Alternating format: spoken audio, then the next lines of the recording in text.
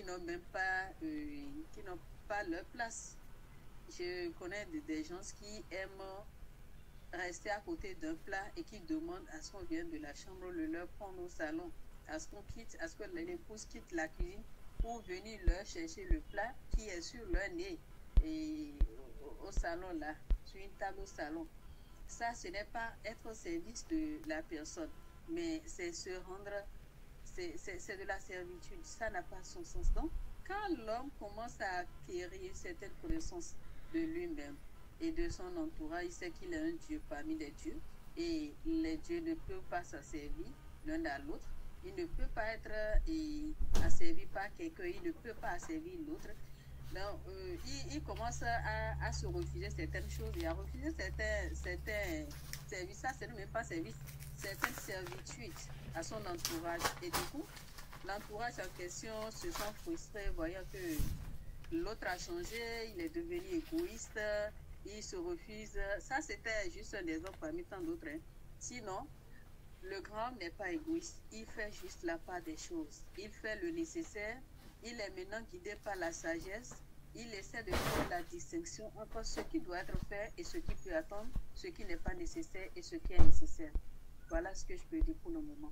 Merci. Ce qui est dit par notre merveilleuse coach de toutes les grâces. Merci pour ton exercice du pouvoir de la parole. Qu'en dites-vous, coach Cathy d'Impact, notre coach star? Je souhaite la bienvenue à notre reine-mère ainsi qu'aux grands coachs qui sont déjà parmi nous. Ça, c'est bien ça. Bonsoir, adorable coach d'amour. Bonsoir à notre merveilleuse coach Jérôme. Bonsoir à notre diva, notre reine-mère, coach énergie. Bonsoir au divin éminent grand coach. Bonsoir à tous les VIP présents. Aujourd'hui, nous sommes jeudi, occasion de causerie, une très belle causerie d'ailleurs. La première question qui m'est posée et notre merveilleuse coach Jérôme a répondu, c'est de savoir pourquoi lorsqu'on commence l'attitude de la grandeur, les gens sont considérés comme égoïstes par leurs proches. Et là, je m'en vais lire le point 3. Le point 3 dit, il y a des amis qui seront peut-être laissés. Il y a des parents qui ne comprennent pas. Il y a des parents qui ne comprendront pas, je pense, et qui sont en quelque sorte méprisés. Le vrai grand homme est souvent considéré comme un égoïste par une grande partie des personnes auxquelles il est lié et qui semble qu'il peut leur accorder plus de faveurs qu'il ne le fait. Oui, c'est vrai. Parce que, effectivement, lorsqu'on prend conscience de sa grandeur, lorsqu'on prend conscience de son identité, il y a des agissements, il y a des attitudes qu'on commence par laisser naturellement. Parce que lorsque vous comprenez que le plus grand est avec vous, c'est-à-dire c'est de nouvelles notions que vous êtes en train d'appréhender, mais c'est dans un certain calme et c'est dans une certaine patience qu'on le fait. Donc désormais, nos réactions ne sont plus des réactions d'agitation. Donc, un proche peut vous parler et vous ne réagissez pas de manière précipitée. Or, selon lui, il est en train de vous parler d'une certaine urgence, mais vous n'avez pas une réaction d'urgence. Donc, c'est comme si il te disait que vous n'êtes pas en train de comprendre la gravité du problème.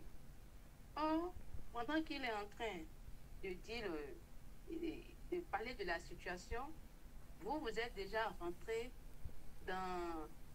vous êtes déjà rentré mentalement dans une condition que tout va bien. Donc, vous le laissez finir, mais il a l'impression que c'est pas compris. Et aussi pour répondre, vous lui répondez aussi avec une certaine attitude que c'est pas aussi grave, que tout est sous contrôle et là il se perd. Mais quand vous commencez par répondre comme ça aux gens, les gens même naturellement d'eux-mêmes vont commencer par prendre de la distance. Ou bien ils savent que lorsqu'ils viendront vers vous, vous n'allez pas réagir chaudement parce que généralement les gens aiment lorsqu'ils viennent se plaindre, qu'on se mette à se plaindre avec eux. Lorsqu'ils pleurent, qu'on se mette à pleurer avec eux. Quand ils disent que la situation est grave, qu'on se mette aussi à louer la situation qui est grave.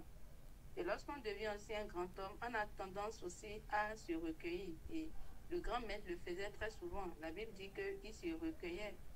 On a souvent besoin d'être avec nous-mêmes pour pouvoir se recharger, pour pouvoir se ressourcer. Ce sont des choses que le grand homme ne faisait pas peut-être avant, mais qui aujourd'hui, il va commencer par le faire. Donc, il y a le calme, il y a la patience, il y a une certaine façon de faire où on se dit que tout va bien, qui naturellement n'est pas quelque chose d'ordinaire. Donc, les gens commencent par vous caricaturer et puis c'est avec le temps qu'ils découvrent que, au fait, c'est vous qui avez peut-être raison. Bon, je vais m'en arrêter là. Merci. Merci à toi, ma coach Cathy d'Impact. Effectivement, le grand homme se recueille beaucoup.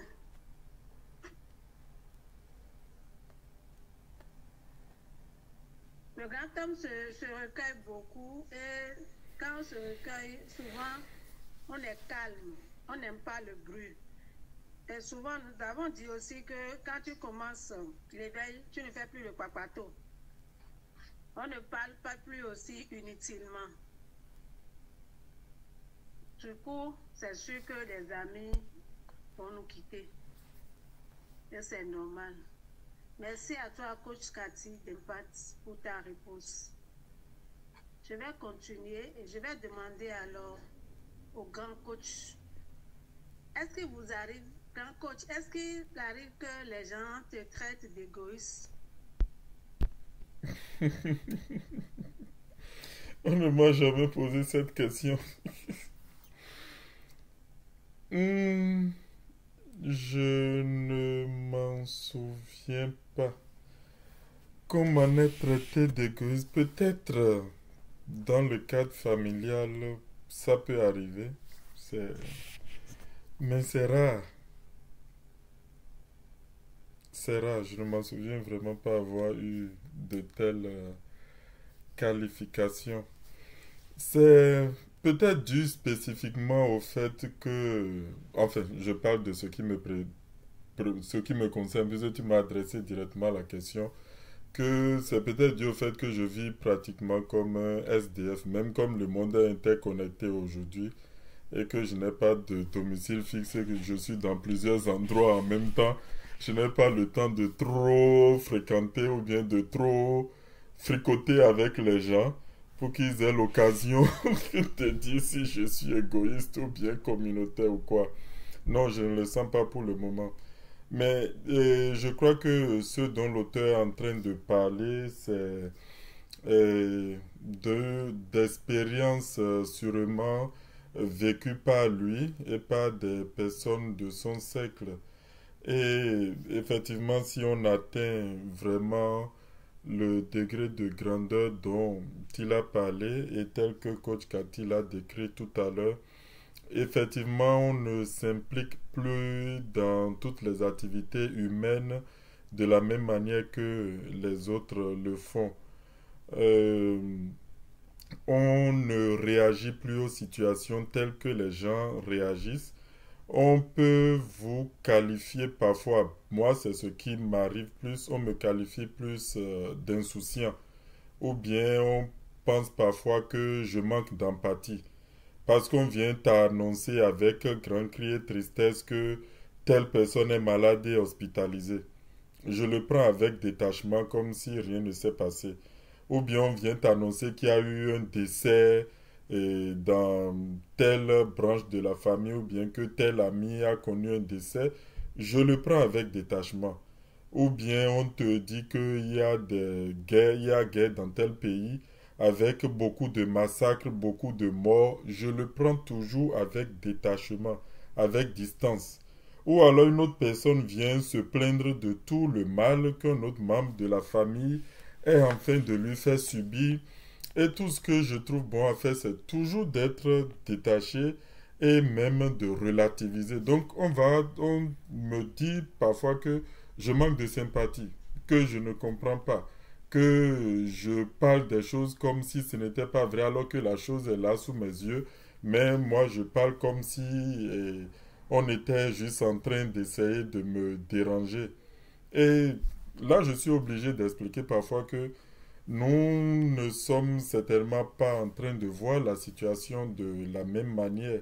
Et c'est tout à fait normal selon les écrits que nous sommes en train de parcourir ces temps-ci. Si la foule est en train de crier, si la foule est en train de paniquer, il faut bien que quelqu'un reste un peu au-dessus du lot pour calmer la masse, pour ramener les esprits à terre, pour leur dire, bon, réfléchissons et allons dans cette direction. Mais si toi-même tu commences par courir dans la même direction que la foule, c'est que tu as pris le semblant de problème qui s'est posé, tu l'as pris pour la réalité. Et alors si tu prends le semblant de problème pour la réalité, tu ne peux agir que de la même manière que les autres. Donc tu as alors accepté que ce problème existe vraiment. Ou bien on vient se plaindre à toi qu'il y a telle situation et immédiatement tu prends parti. C'est-à-dire que tu oublies que c'est Dieu qui est venu se plaindre de Dieu.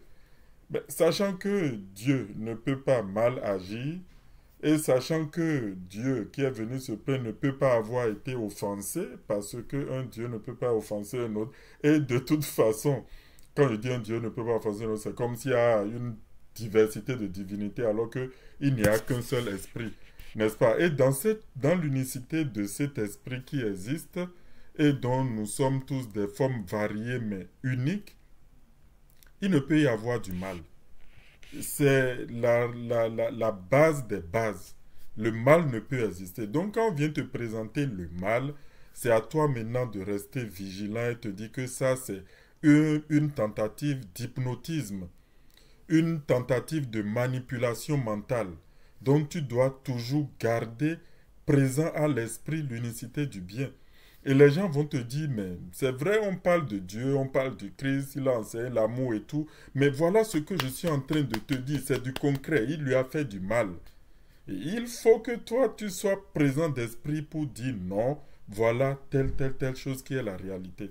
Quand tu expliques une ou deux fois que les gens sont quand même arc-boutés dans leur réalité, dans leur vision dualiste des choses, à certains moments, tu te dis non, c'est pas la peine de continuer à perdre son temps. Il vaut mieux que tu prennes du recul par rapport à tout cela et par la qualité de ta vie, par les résultats que tu as, ils finiront peut-être pas comprendre ou alors ils finiront par se dire bon, mijo meneondo, moi et jo, ils vont finir par te dire ça.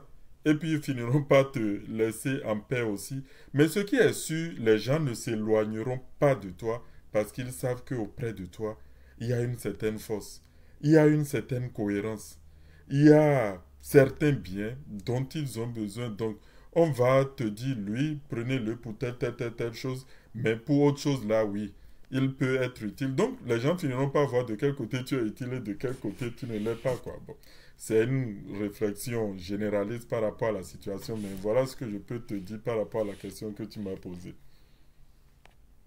Wow, super. Une très belle réponse. Et tu n'as jamais été traité d'égoïste, mais quand même, les gens trouvent que tu es trop détaché, que tu ne prends pas à cœur les choses comme eux, ils voudraient que ce soit. Exactement. On te traite même de négligent. Ça, la limite. Moi, on me dit que ouais, on est con et on compte bien. Donc, c'est bien. Et notre reine est avec nous. Bonsoir, reine coach Turbo Énergie. Bonsoir, adorable coach Lady Dama. Ok, j'aimerais bien t'écouter sur la question. En tant qu'une grande femme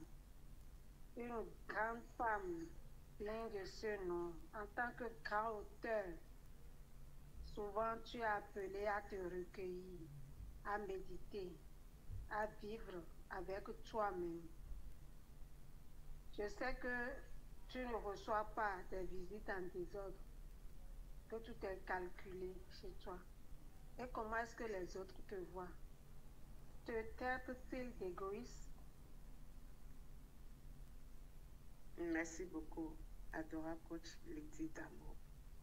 Je salue tous les coachs présents et tous les heureux et prospères VIP. Je salue votre divinité, chacun en ce qui le concerne. Et l'égoïsme, lorsque on commence par se découvrir, se redécouvrir et à comprendre un peu, hein, parce que nous ne sommes qu'au début, nous ne sommes qu'à l'entame. Mais lorsqu'on commence par comprendre un tout petit peu, notre vie change, notre vie s'améliore, même notre raisonnement, parce que on sait ce qu'on veut concrètement et on s'adonne à cela, on est convaincu qu'on va y parvenir. De sorte que il y a certaines choses qu'on délaisse facilement. On ne s'embarrasse plus à tout faire.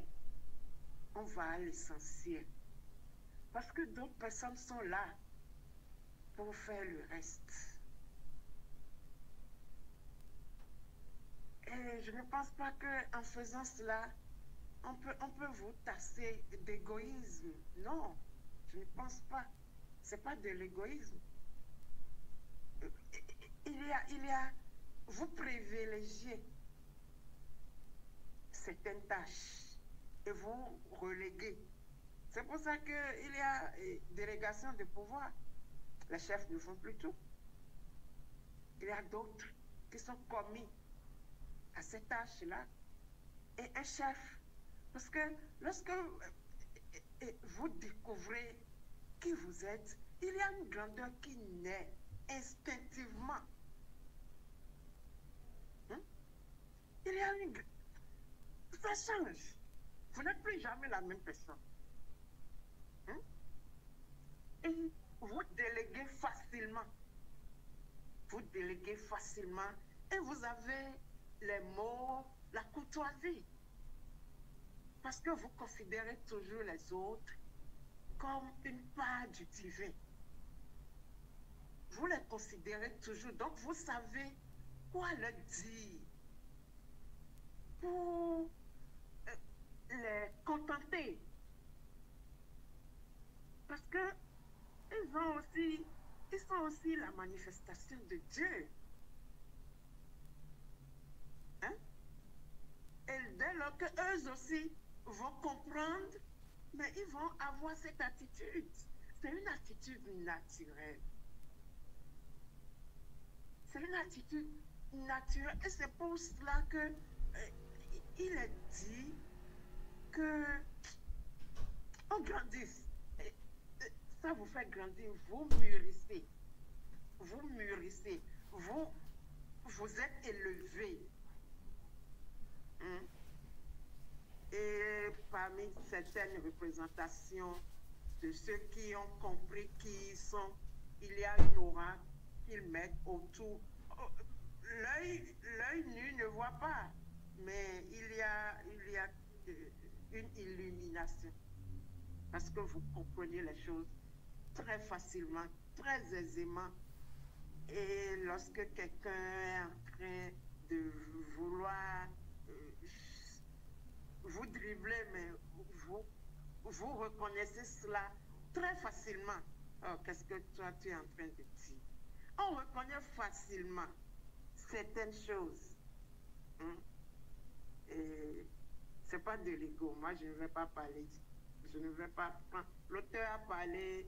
Est-ce que l'auteur a dit que le vrai grand homme est souvent considéré comme un égoïste? Mais c'est pas de l'ego, hein. C'est pas du tout de l'ego. Mais c'est la nature de la grandeur, hein, qui est comme ça. Qui est comme ça, et ça vient naturellement. Parce que c'est inné. C'est inné en nous. C'est le fait qu'on n'est pas encore compris, qu'on n'est pas encore en train de vivre cette unité avec le divin, que on est divisé, on est... Je ne vois pas le mot. Donc, lorsqu'on comprend, la vie devient autre chose, et c'est bien, et c'est bon, et on est à l'aise, on est épanoui, et on est grandi et élevé. Merci. Merci beaucoup, Reine Mère. Merci pour ton exercice de pouvoir de la parole. Ce n'est pas de l'égoïsme, c'est simplement l'élévation, la délégation du pouvoir et l'amour du prochain. Merci à toi, Reine Mère, pour ta réponse. Nous allons continuer. Avant d'aborder la deuxième question, je vais demander aux VIP s'ils ont des questions de juste appuyer sur la main pour que je leur donne la parole. Questions, commentaires ou apports. Merci à vous. Je vais continuer. Je vais poser ma deuxième question. Je vais l'adresser à Coach Cathy d'Impact. Coach Cathy d'Impact, est-ce que nous, êtres humains, avons un devoir envers Dieu?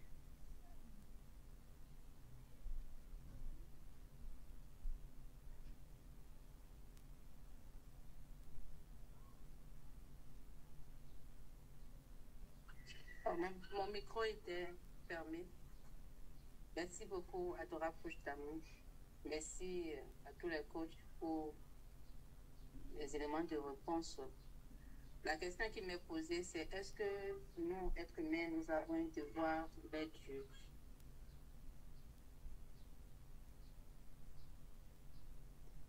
Oui. Est-ce que je parlerai de devoir?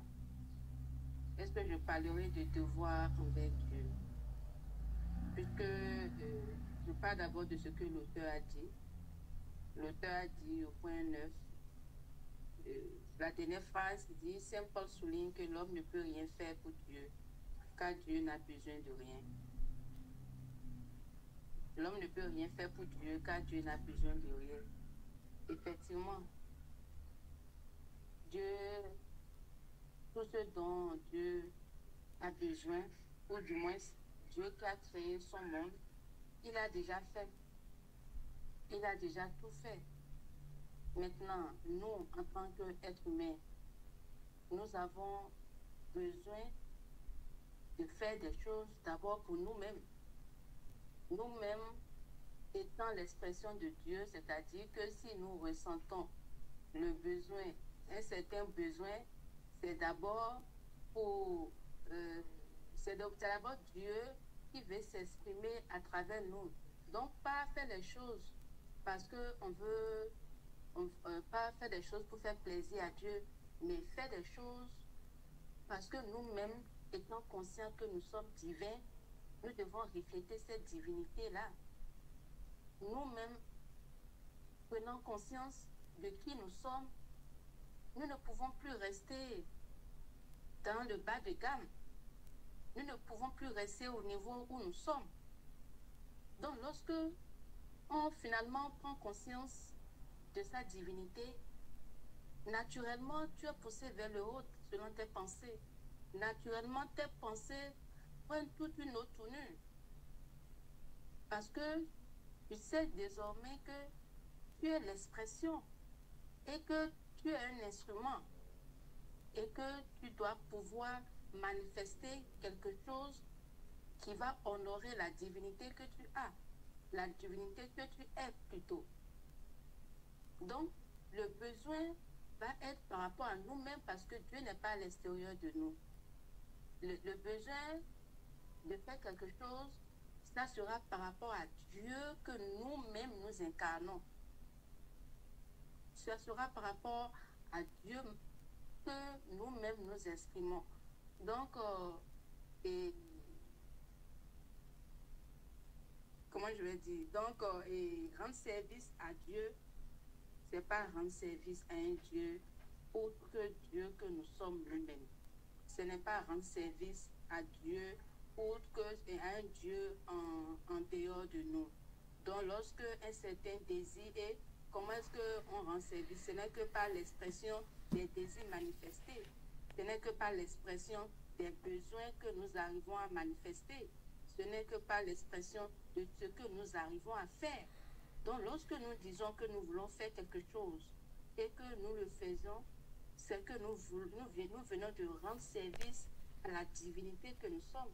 Lorsque nous disons que nous voulons atteindre tel objectif et que nous arrivons à le faire, nous venons de rendre service à nous-mêmes en tant qu'êtres divins. Donc, ce n'est plus à l'extérieur, c'est à l'intérieur. Merci. Ok. Merci beaucoup à toi, coach Cathy Dempat, pour ton exercice du pouvoir de la parole. Et je vais donner la parole à la merveilleuse coach de toutes les grâces pour nous donner son avis sur la question. Est-ce que nous avons un devoir envers Dieu? Adorable coach. Merci. Il y a écrit Soro qui a levé là. Ok. Pierre Sourou, tu as la parole. Merci.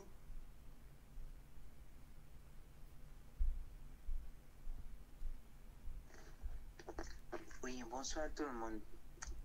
Je salue la divinité et j'embrasse la divinité que vous portez. Mon commentaire va dans le sens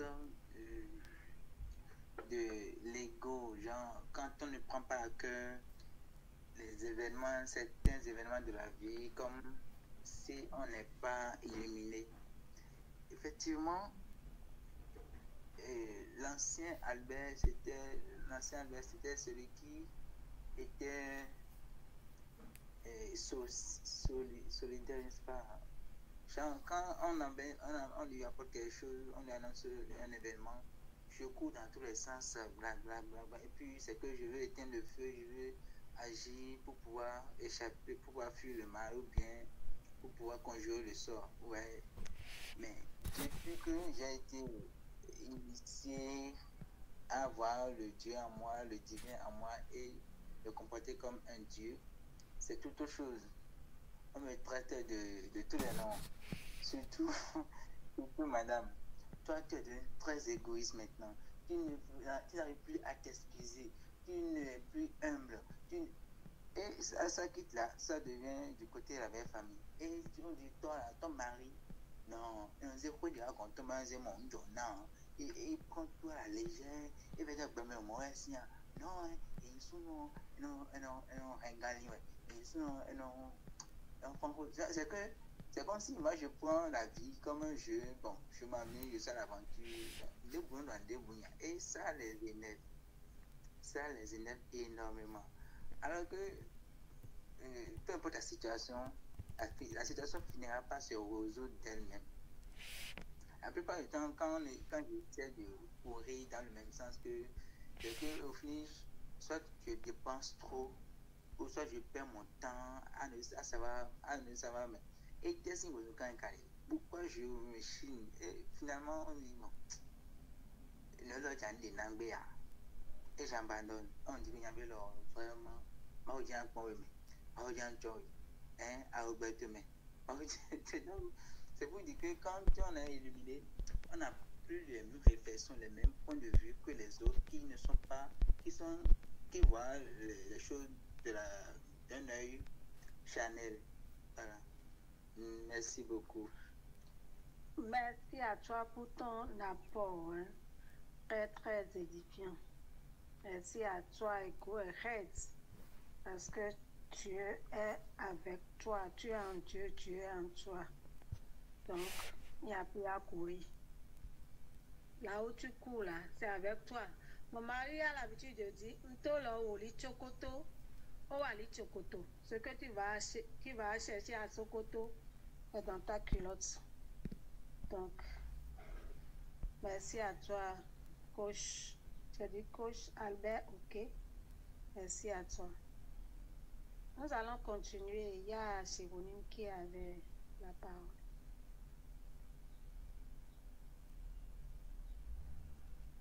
Merci beaucoup, mon adorable coach d'amour. Merci à la Côte d'Impact pour son pouvoir de la parole. Merci. Pour ta question, qui est de savoir si nous avons un devoir envers Dieu, je te répondrai oui et non. Je commence par le non. Non, dans le sens où les gens prennent, les gens comprennent le devoir de l'homme envers Dieu. Qu'est-ce que les gens voient en notre devoir envers Dieu? Qu'est-ce qu'ils appellent servir Dieu? C'est quand on est, d'abord, les hommes de Dieu, comme on les appelle, les pasteurs, les imams, les prêtres, les religieux, les dirigeants d'église, voilà les gens qui sont tellement bien au service de Dieu. Les autres groupes qui les accompagnent, les balayeurs, ceux qui sont actifs au sein des congrégations religieuses. Ah, ok, vous ne m'entendez pas? J'entendais, mais maintenant c'est très bien. Ok, merci. Donc, ceux qui aident d'une manière ou d'une autre et à la stabilité, à la propreté, au dynamisme de l'Église, ou ceux qui s'investissent dans les œuvres de charité à travers le monde, voilà les gens qui sont au service de Dieu. Voilà ce que le monde a compris d'être au service de Dieu ou bien de notre devoir envers Dieu. Mais s'il en est ainsi, les autres personnes, elles sont alors au service de qui? Du diable, certainement. Donc, il y a deux pouvoirs qui disputent le monde. Le diable et Dieu. Bon, des deux, il y a au moins un qui a créé. Donc, consacrons alors au monde. Consacrons alors le monde à son créateur. Bon, ça, c'était juste une petite parenthèse. Donc, ça, c'est ce que l'idée, et c'est l'idée plutôt que le monde a du devoir de l'homme envers Dieu. Et cela est tellement faux que ça ne peut pas continuer à être accepté. Parce que si c'est uniquement ça, le devoir de l'homme envers Dieu, ça veut dire qu'il y a des personnes il y a un nombre très limité de personnes qui se consacrent vraiment à Dieu. Bon, il y a aussi ceux qui prient, ceux qui gardent l'église par les prières de nuit, voilà, ils sont au service de Dieu. Mais être au service de Dieu, parce que j'ai dit que c'est à la fois oui et non. Ma réponse est à la fois oui et non. Oui, nous avons un devoir envers Dieu. Mais ce n'est pas un devoir comme on peut le penser. Ce n'est pas, parce que quand on dit devoir, c'est se forcer à faire quelque chose. C'est forcer à être quelque chose. Non. Notre responsabilité envers Dieu n'est pas de nous efforcer à faire quelque chose. Au contraire, je dirais c'est simplement être nous-mêmes. Être ce que nous devons être. Et qu'est-ce que nous devions être? Nous devrions être et nous sommes. Cette chose-là, c'est notre identité réelle. C'est notre être indéniable et immuable. C'est cette expression de Dieu que nous sommes. Donc notre service ou notre devoir envers Dieu, c'est être simplement son expression. Laisser Dieu, nous laisser être l'instrument de Dieu. Nous laisser être l'écoulement du divin. Parce que Dieu s'exprime toujours à travers l'homme. Nous sommes les témoins, ou nous sommes le témoignage, nous sommes la représentation, la manifestation de Dieu. Et nous le servirons mieux lorsque nous allons nous effacer. Donc notre devoir envers Dieu, c'est de ne rien faire et de laisser Dieu faire tout. De laisser Dieu s'exprimer à travers nous. De laisser notre corps, notre vie, notre existence, notre profession, notre environnement être l'écoulement de Dieu à travers notre élévation mentale. Plus nous nous élevons mentalement dans la compréhension de ce qu'est Dieu, mieux nous le servons. Et ce service-là sera beaucoup plus fiable lorsque nous mettons en pratique ce que nous comprenons de nous-mêmes, de Dieu et de notre liaison envers Dieu. Nous le servons mieux lorsque nous nous laissons simplement et être son instrument fidèle, être son instrument parfait, être son instrument. Lorsque nous laissons notre ego et que nous laissons couler le divin à travers nous, en nous, pour la bénédiction de toute l'humanité. Donc notre devoir envers Dieu, c'est à la fois oui et non. Humainement, bien de façon, et de la façon dont le monde entier voit la chose, la réponse est tout à fait non. Ce n'est pas ça servir Dieu. Ça, c'est servir les lois de l'Église. C'est servir l'entendement, bien l'appréciation humaine. C'est servir les règlements humains. Je ne dis pas ceux-là, ces hommes-là, je ne dis pas que ces hommes-là qui sont servis de Dieu, les religieux ou autres, sont uniquement au service de l'homme. Parmi eux, il y a des gens qui ont véritablement la vocation de faire ce métier. Eux, ils sont au service de Dieu. Donc, être au service de Dieu, c'est laisser écouler la vocation divine ou bien l'expression de Dieu. Ceux qui le font parce que c'est là, ils sont inspirés à servir, ils sont au service de Dieu. Mais ceux qui le font parce que il faut le faire pour la bonne grâce de Dieu, il faut le faire pour que le monde puisse apprécier ce qu'on est en train de faire, il faut le faire parce que c'est ainsi que Dieu va nous apprécier, va nous bénir. Il faut le faire parce qu'en faisant ça, nous serons proches ou bien nous serons dans le visionnage des hommes de Dieu qui vont beaucoup plus prier pour nous et nous aurons plus de grâce. Ça, ce n'est pas être au service de Dieu. Ce n'est pas servir Dieu. Ce n'est pas accomplir un devoir envers Dieu, mais c'est accomplir un devoir envers l'homme. C'est accomplir un devoir envers notre ego et l'ego des humains. Ce n'est pas servir Dieu. Nous servons Dieu lorsque nous nous laissons utiliser par Dieu comme un canal, comme un tuyau, un tuyau d'installation des eaux, et se laisse simplement être ce canal-là. Il ne dispute pas, il ne cherche pas à être, il laisse simplement, il lui suffit d'être connecté à sa source et l'eau coule facilement. C'est ce que nous devons être, c'est ça notre devoir envers Dieu. Merci beaucoup, j'ai été un peu long, veuillez m'en excuser. Merci beaucoup pour ton exercice du pouvoir de la parole. Oui, nous avons un devoir. Non, nous n'avons pas de devoir envers Dieu, oui. Nous avons le devoir envers Dieu, c'est d'être nous-mêmes. C'est de pouvoir nous soumettre à la volonté de Dieu, que nous savons qui est notre volonté. Quelque part, sans prononcer le mot, tu as parlé de consécration. Merci à toi pour ton exercice du pouvoir de la parole. Et je vais demander à la coach Tuvo Énergie, comment est-ce que nous pouvons désormais servir Dieu?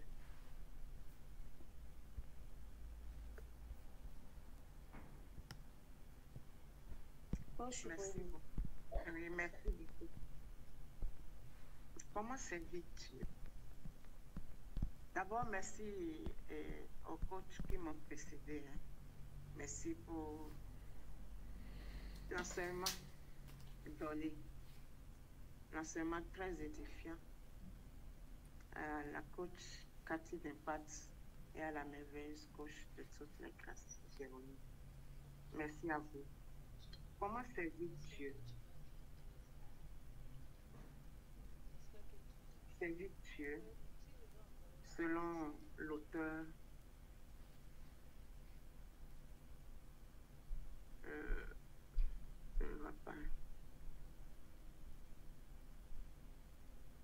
la vue à travers toutes les générations. Je prends le point 10. Le point 10 dit: la vision de l'évolution que nous avons prise montre Dieu cherchant à s'exprimer à travers l'homme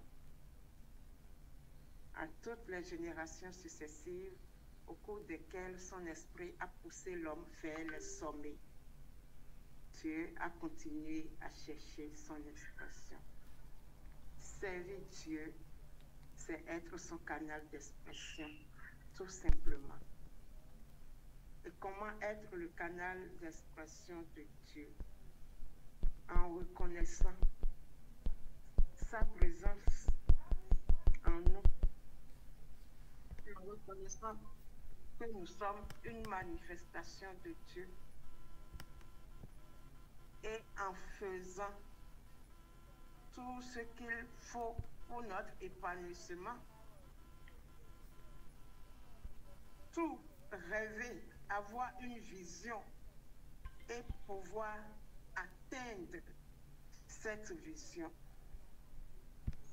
Ce faisant, Dieu s'exprime et nous ouvre davantage, nous inspire davantage. Parce que nous devons reconnaître que l'esprit domine la matière. C'est par le spirituel que nous pouvons manifester tout concrètement sur terre. Et lorsque nous parvenons à atteindre un à un nos objectifs, nous laissons Dieu manifester en nous comme ça. Nous servons Dieu comme ça.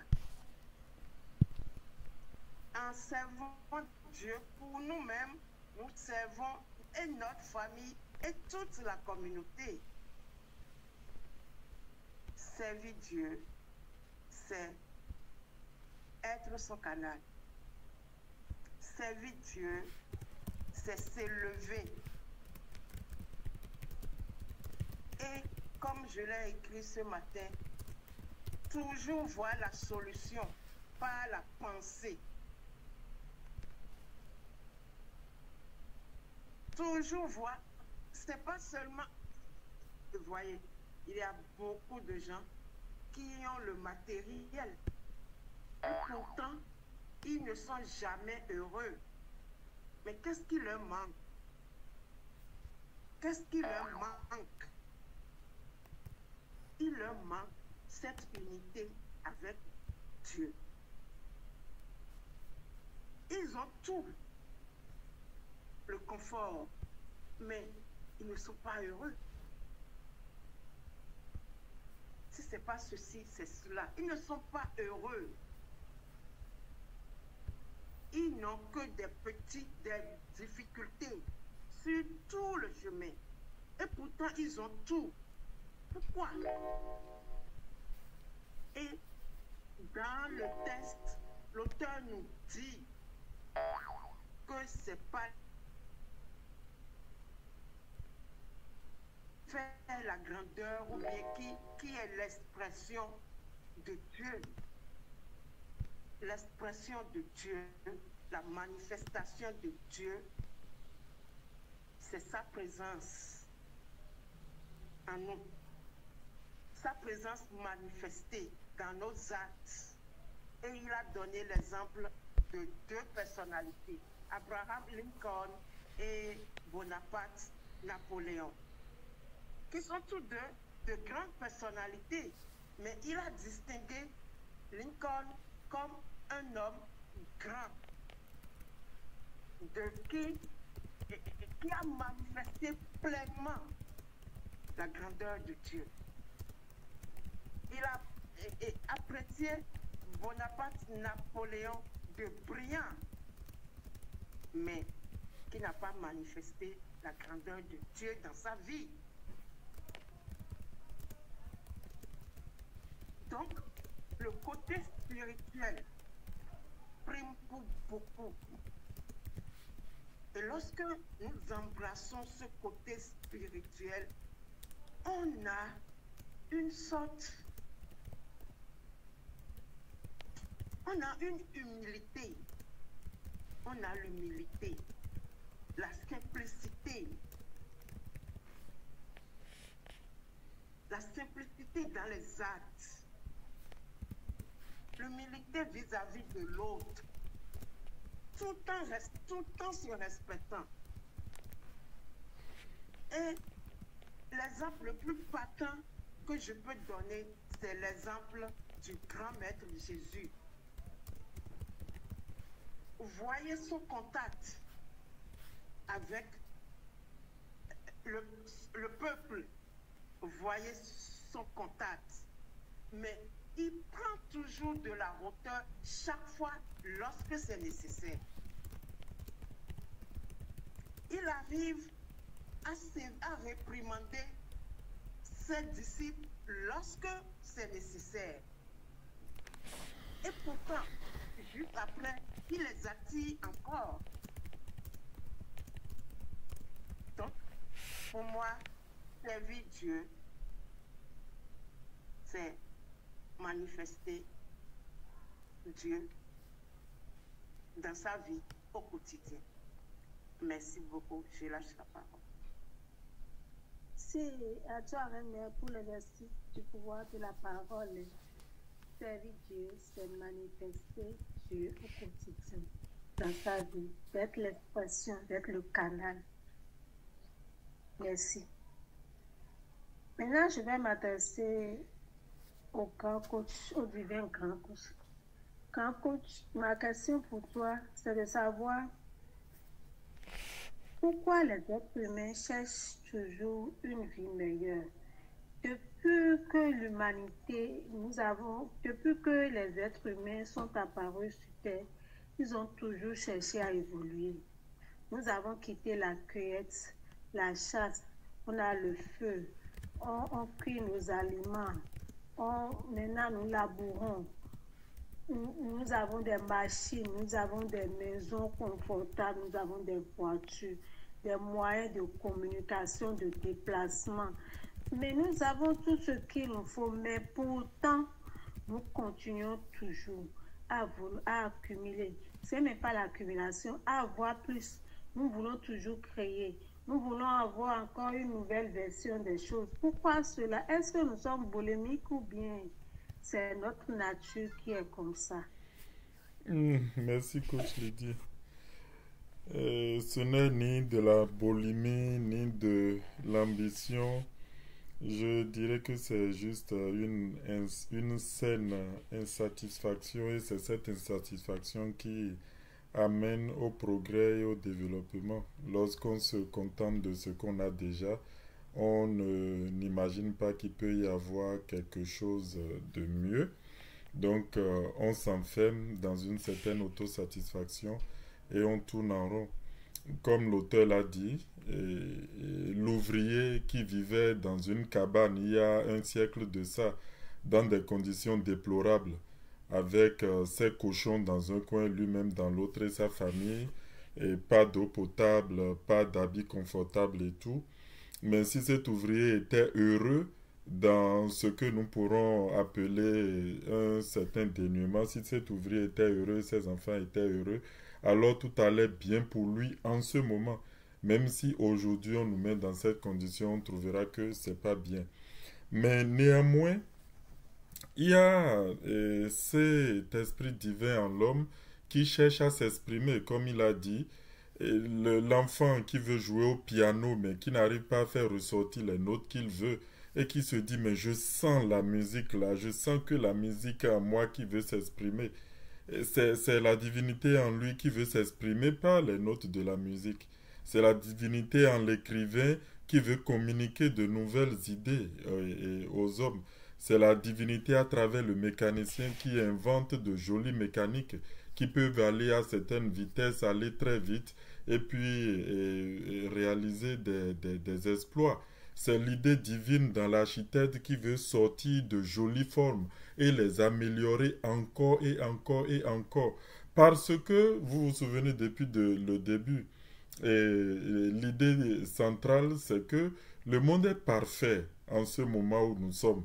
Comme on le dit souvent, les voitures d'un certain temps, en leur temps, elles étaient parfaites en ce temps. Mais comparez-les aux voitures d'aujourd'hui, il n'y a pas match.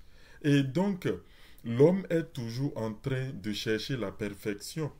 Vous verrez les premiers hommes, les conditions dans lesquelles ils vivaient, et les hommes d'aujourd'hui, dans quelles conditions nous vivons. Si à un certain moment, une certaine génération d'hommes se déclarait satisfaits de leur vie et ne cherchent pas à améliorer, beaucoup de choses n'auraient pas pu être faites. La médecine qui est pratiquée aujourd'hui comparée à la médecine d'il y a 50 ans, il n'y a pas match. Aujourd'hui, on vous fait des opérations et à ventre fermé. Je crois qu'il y a un terme plus consacré. Des médecins font des opérations à distance parce qu'il y a des robots qu'ils contrôlent même à 1000 km et puis l'opération se fait sur la personne et tu te réveilles, tu n'as pas de cicatrice. Quand moi je vois ma cicatrice d'appendicite aujourd'hui alors que je n'ai été opéré qu'en 2014 et d'autres personnes qui ont été opérées il y a un an à peine, il n'y a pas mal, vous ne voyez pratiquement rien. Tout ça là, ce sont les bénéfices du progrès, ce sont les bénéfices de l'évolution. Avant, pour atteindre une personne qui se trouve sur un autre continent, il faut écrire une lettre qui va mettre environ un mois à atteindre l'autre pays. Aujourd'hui, c'est auto. J'ai besoin de parler à Coach Micheline, je prends mon téléphone. En 2 secondes, j'ai déjà composé son numéro et j'entends sa voix nettement, comme si elle était à côté. Je ne peux pas confondre sa voix avec la voix de Coach Cathy. Pourtant, nous sommes à des extrémités différentes. Donc tout cela, c'est l'idée, c'est l'esprit de Dieu dans l'homme qui recherche le progrès, qui recherche l'évolution. Parce qu'il y a tellement de choses dans cet univers, je ne pense même pas que l'homme a déjà exploré 10% de toutes les lois possibles dans l'univers. Et comme l'a dit l'auteur, la loi de la gravité a toujours existé. La preuve, quand le premier homme, ou bien si on suppose qu'Adam est le premier homme, lorsque la pomme s'est détachée de l'arbre, la pomme est tombée. La loi de la gravité existait déjà en ce moment. Et la loi de l'électricité aussi a toujours existé. Depuis près de 200 000 ou je ne sais combien de millions d'années que l'homme est sur Terre. La loi de l'électromagnétique a toujours existé. La loi de l'hydrodynamique a toujours existé. Et la loi de l'aérodynamique a toujours existé. La loi de choses, ça m'échappe. Mais néanmoins, il a fallu que les hommes, à partir d'une certaine époque, commencent par prendre conscience que ces lois existaient. Mais ces lois existaient, mais les hommes de ces temps n'étaient pas assez intelligents pour les utiliser, les mettre à leur service et en tirer les bénéfices technologiques et techniques que cela pouvait donner. Mais il a fallu que l'homme évolue, soit de plus en plus intelligent, de plus en plus curieux, ne se contente pas du statu quo, ne se réfugie pas sous le sceau de la fatalité pour dire que ça c'est Dieu qui l'a voulu, c'est saint, il ne faut pas s'en approcher, et on continue à chercher, jusqu'à expliquer les choses. Et Bob Proctor cite souvent un savant allemand à qui le président américain a demandé et combien difficile est-il d'envoyer un homme sur la Lune. Et le savant allemand qui lui dit, les lois de l'univers sont si justes, si exactes que nous pouvons envoyer un homme sur la Lune et programmer son alunissage à 1 seconde près. C'est-à-dire, il quitte la Terre à telle heure, on dit qu'il va atterrir sur la Lune à telle heure, telle minute, telle seconde, et cela se passe exactement ainsi. Donc, les lois qui régissent l'univers sont des lois exactes. Il y a certaines que nous connaissons déjà et que nous exploitons à fond. Il y a d'autres que nous ne connaissons pas déjà et pas encore. C'est pourquoi quand des gens disent aujourd'hui que selon la Bible, les premiers hommes sont apparus il y a 6000 ans et quel que soit ce que dit la science, les techniques aujourd'hui, ils s'en foutent qu'ils ne sont pas plus intelligents que Dieu n'a qu'à dire pour eux, ainsi de suite. La Bible a dit c'est 6000 ans, c'est tout. J'ai dit, si la Bible a dit que les premiers hommes sont apparus il y a 6000 ans et que la science dit qu'il y a 200 000 ans, vous dites que la science a tort, alors n'utilisez plus l'ordinateur, n'utilisez plus le téléphone, n'utilisez plus les avions et tout ça, puisque tout ça là, c'est toujours la science de l'homme. Pourquoi à un certain moment on estime que c'est Dieu et de l'autre on dit que c'est l'homme? Il faut que nous soyons cohérents avec nous-mêmes. Et de même que les lois physiques sont exactes et peuvent nous permettre de savoir que si Coach Micheline décolle de Cotonou à 14h parce qu'elle va rendre visite à Cathy à Dakar. On sait que si l'avion décolle de Cotonou à 14h, le pilote vous annonce déjà que notre atterrissage est prévu pour 16h30. Et tenez-vous tranquille, à 16h30 exactement, les roues de l'avion se posent sur la piste à Dakar.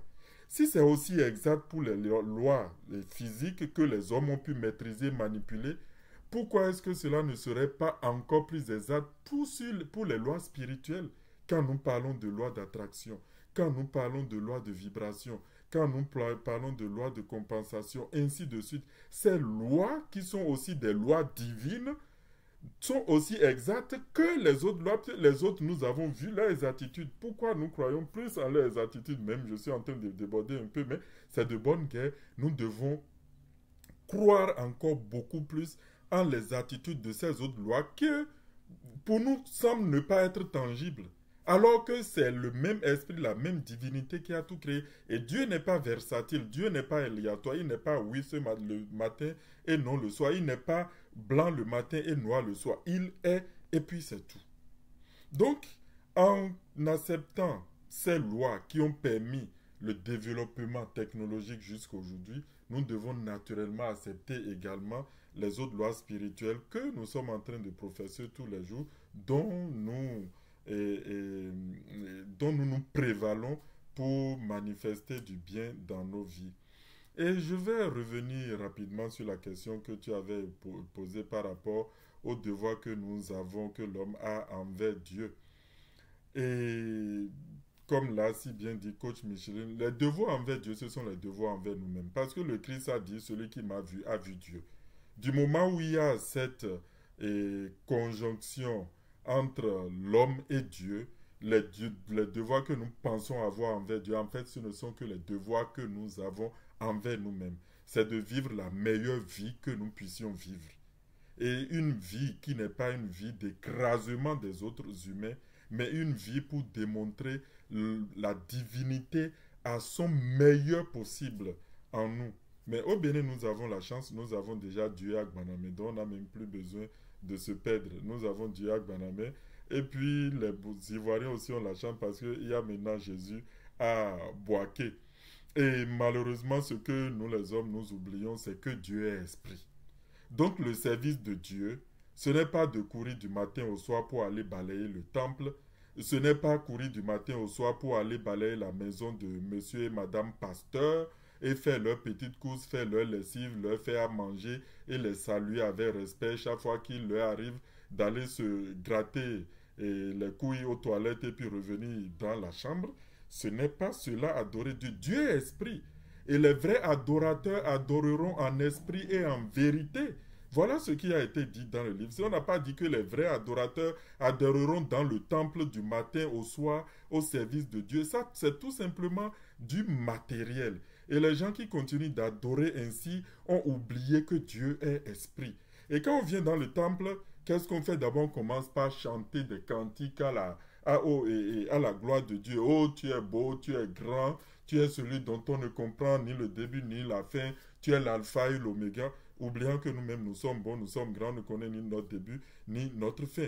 D'abord, on chante des cantiques pour d'abord amadouer Dieu comme si c'était un homme à qui on vient chanter sa grandeur pour qu'il puisse jeter un regard favorable sur nous. Et puis après cela, maintenant, on chasse le diable qui est, selon eux, encore une créature de Dieu, mais on est en train de diviser Dieu maintenant parce qu'il y a une partie de Dieu qui est mauvaise. Donc, on chasse l'autre partie qui est mauvaise. Et après cela, maintenant, on commence par envoyer nos requêtes à Dieu. J'ai besoin de ceci, j'ai besoin de là, de l'autre, de l'autre, de l'autre, ainsi de suite, parce qu'on l'a déjà amadoué. Et à Dieu aussi, ça s'applique. Tout flatteur vieux dépend de celui qui l'écoute. Donc Dieu même, on est venu le flatter. Et s'il ne se souvient pas que tout flatteur vieux dépend de celui qui l'écoute, après l'avoir flatté maintenant, on lui dit nos réclamations. Et étant donné qu'on l'a déjà flatté, il est tellement content en train de secouer la tête, dire non, ces gars-là, ils sont bons. Ah oui, ils ont changé mes lois. Je suis vraiment grand, je suis vraiment le plus fort, le plus truc là. Bon, je vais leur donner un peu. Ils ont bien chanté, ils ont bien demandé, je vais satisfaire ça. Non. Arrêtons de nous tromper nous-mêmes. Ça a assez duré. Merci beaucoup, coach Lydie. Je ne savais pas que tu allais t'arrêter en si bon chemin dans ce développement-là. Il y a beaucoup à dire. Merci. Je ne vais pas monopoliser la parole. Je sais que tu as beaucoup à dire sur le sujet. On aura certainement l'occasion d'en parler. Merci pour ton développement sur le sujet et pourquoi l'être humain cherche toujours une vie meilleure. Et c'est légitime, hein? Selon ton explication, je trouve que c'est légitime. C'est ça même qui fait que nous avons tout le progrès actuellement. C'est ça qui fait que nous facilitons la vie. on peut même dire que c'est ça l'expression du divin en nous, qui cherche à se manifester à travers l'être humain. Donc, arrêtons de dire que mon père que de rester tranquille et de toujours faire la même chose. Ça n'évolue pas. Nous voyons les Il faut être Chinois. humble. Même dans l'adoration de Dieu, les choses ont évolué. Quand vous prenez les cultes que Moïse avait établis dans le désert, tout le rituel qu'il y avait, les sacrifices d'animaux et les différentes fêtes pour présenter les prémices à Dieu, et pour et faire certaines offrandes, pour sacrifier certains animaux et tout, et la manière dont Dieu est adoré aujourd'hui, vous verrez que les choses se dématérialisent de plus en plus. De même que l'homme évolue dans la technologie, la technique, la médecine et tout, de même le culte de Dieu a évolué. Avant, on s'agenouillait pour faire des prières à longueur de journée. Moi, j'avais même parfois tellement mal aux genoux que je finissais à m'endormir sur place. Mais aujourd'hui, nous nous asseyons, nous fermons les yeux, nous nous concentrons sur les choses que nous voulons et c'est l'accomplissement. On n'est plus dans le système de la demande, de la supplication. Et effectivement, les grands auteurs ont écrit que le domaine, les hommes ont déjà conquis, exploré beaucoup de domaines, mais le grand domaine dont la conquête demeure aujourd'hui, c'est l'esprit de l'homme. C'est que l'homme doit maintenant conquérir son esprit afin d'exploiter toute la richesse qui est là. Et qu'est-ce qu'il y a dans notre esprit autre que Dieu? Donc tout évolue, même le culte que les gens disent rendre à Dieu, ça évolue aussi et nous devons évoluer avec cela. Merci pour ce bref ajout. Ah oui, maintenant c'est bon. Pour le complément, là, c'est bon. C'est bien dit. Nous allons évoluer. Merci, grand coach, pour ton intervention. Coach Jérôme est là. Je vais lui demander comment... Il y a Isabelle qui a levé la main. Ah, ok. Je laisse la parole à Dami. C'est Dami, non? Bonsoir, adorable coach d'amour, c'est Isabelle. C'est Toku. Madame Toku Isabelle. Bonsoir à tous les coachs. Bonsoir à tous les VIP. Je salue la divinité qu'incarne chacun de vous. Et je remercie toute la vérité partagée. J'ai bu à la liste tout ce que les coachs ont dit. Et ça m'amène à poser une question. C'est vrai que nous devons laisser le divin s'exprimer, atteindre la plus grande perfection de nous-mêmes. Maintenant, est-ce que ça ne fait pas de nous des éternels insatisfaits? Si à chaque fois il faut chercher à avoir une plus grande perfection, est-ce que ça ne nous empêche pas de vivre pleinement le présent, de nous épanouir tel qu'il se doit au présent? Est-ce que ça ne nous fait pas vivre dans nos rêves, éternellement dans nos rêves? C'est ma question, merci. Puis à toi, VIP Toku Isabelle. Je sais. Oui, pour répondre à la question de Isabelle, ça dépend du référentiel où tu te places. D'accord? Lorsque nous parlons souvent de visualisation, nous parlons de phrases magiques. Et nous expliquons souvent que lorsque vous êtes en train de visualiser, lorsque vous lisez régulièrement votre phrase magique et que vous finissez, soyez dans la joie, comme si tout est déjà accompli. Ne soyez pas dans la frustration. C'est la frustration qui vous donne l'impression que vous n'êtes pas satisfait, qu'il reste encore des choses à venir, ainsi de suite, parce que nous pensons que si ce que nous demandons, ce que nous espérons, ce que nous visualisons ne s'accomplit pas, notre présent, notre immédiat, notre tout de suite n'est pas assez. Notre tout de suite n'est pas bien. Quand nous partons sur cette base, alors nous avons pris le mauvais départ.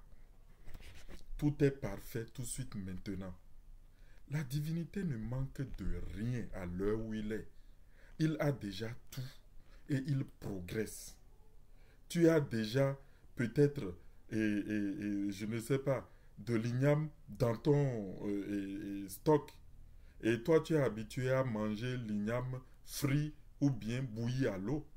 Mais quelqu'un peut t'amener maintenant une recette d'igname qui est faite d'une autre manière, peut-être avec du chocolat ou bien avec autre chose. Et tu vas découvrir en ce moment que la recette, il y a encore une autre recette d'igname qui peut te permettre de mieux profiter encore de l'igname et de mieux manger. Mais tu n'es pas frustré de ton igname que tu avais là, que tu peux continuer à consommer étant bouilli et autres. Donc faisons très attention d'où nous partons. C'est vrai que nous faisons notre phrase magique, nous faisons notre visualisation parce que nous voulons mieux. Et c'est tout à fait normal, c'est de l'ambition qu'on appelle ça. Celui qui a une maison et avec des locataires dedans qui lui rapportent environ 500 000 par mois et qui décide d'en avoir encore une deuxième maison, n'est pas frustré de sa première maison. Il en est content, il en est satisfait et il veut plus pour pouvoir gagner plus. Et plus d'argent ne fait du mal à personne, l'excès de viande dans la sauce ne nuit pas. Mais ne partons pas sur la base que nous n'avons pas assez. Que la situation dans laquelle nous sommes et tout de suite est une situation de dénuement, une situation de manque, et tant que ce que nous demandons n'est pas encore arrivé, alors nous ne sommes pas heureux. C'est ça qu'on peut appeler de l'ambition démesurée, de l'ambition qui est partie sur la base de frustration. Et là, le message que vous envoyez dans l'univers, ce n'est pas le message de ce que vous envoyez, mais le message que je suis frustré, je n'ai pas assez, je suis dans le dénuement, je manque. Et si c'est ça que vous vibrez de l'intérieur, c'est ce que vous aurez. Vous aurez ce que vous ne voulez pas parce que, en fait, c'est sur cela que toute votre vibration intérieure est orientée. Nous devons faire attention à ce niveau. Et la meilleure manière de partir sur les bonnes bases, c'est, comme je l'ai dit, la gratitude. Regardez en arrière. Faites la liste de toutes les bonnes choses que vous avez déjà reçues. Et secondo, souvenez-vous, en lui, vous avez la vie, le mouvement et l'être. Si vous vous asseyez à chaque fois que vous vous remémorez que et vous vous replacez dans le référentiel normal, que c'est en lui, dans la divinité, que vous vivez. Si vous vivez dans la divinité, déjà, c'est que vous vivez dans l'abondance. Rien ne peut jamais manquer dans la divinité. Si vous acceptez que vous vivez déjà dans la divinité, c'est que vous vivez dans l'amour. Il n'y a pas de haine dans la divinité. Si vous vivez dans la divinité, déjà, c'est que vous vivez dans la santé. Vous vivez dans la complétude. Vous vivez dans l'abondance totale, dans la richesse totale. Et quand on est déjà dans la richesse et on veut plus, là, ce n'est que le déroulement normal des choses parce que le monde est déjà parfait maintenant, mais il est en cours d'achèvement. Donc, vous contribuez avec la divinité à en créer encore plus. Mais vous ne partez pas d'une base de manque pour atteindre un niveau de « je veux ». C'est que vous n'êtes pas à la recherche de fermer un trou. Vous êtes plutôt dans la démarche de l'amélioration. C'est très très important, la base d'où nous réfléchissons tous les matins. Merci beaucoup, coach Lydie. J'espère que j'ai pu me faire comprendre. C'est une démarche qualité. ISO 2024. Merci à toi, grand coach. Je laisse coach Cathy d'Impact apporter sa lumière. Merci beaucoup, adorable coach d'amour. Merci au grand coach et à tous les coachs pour tout le bien pour le bien que nous disons. Et le grand coach a effectivement déjà abordé l'angle sur lequel je voulais répondre, mais je m'en vais quand même compléter. Et le travail de conscientisation de notre identité reste à faire. Et tant que ça va rester à faire, nous allons toutes les fois être butés par rapport aux choses. Parce que c'est si facile de dire que Dieu est avec nous, Dieu est en nous. Mais prendre conscience de cela, c'est grandiose. Parce que si effectivement nous arrivons à prendre conscience, ne serait-ce qu'un tout petit peu, et pratiquer cet état d'esprit-là, alors effectivement, nous ne pouvons plus être dans le manque. Mais lorsque nous désirons quelque chose, ça devient comme un désir de croissance, parce que nous sommes des êtres de croissance. Et chaque jour, chaque fois, toutes les fois, nous devons croître. C'est naturel pour nous de croître. Donc, et c'est justement parce que nous devons croître que nous ne restons pas dans le contentement, mais toujours en restant dans l'état d'esprit que Dieu est avec nous. Et si Dieu est avec nous, qu'est-ce qui peut encore nous manquer? Je travaillais avant dans une application où souvent, pas je travaille dans une application où aujourd'hui peut être bon et demain ne pas être bon. Et avant, quand ça n'était pas bon, bien que je disais que Dieu est avec moi et tout ça, je ressassais qu'aujourd'hui n'a pas été une bonne journée. Et ça, il n'y a pas si longtemps que j'ai compris, mais en réalité, ce n'est que moi-même qui fait que... Ce n'est que moi-même qui préparais le résultat du lendemain.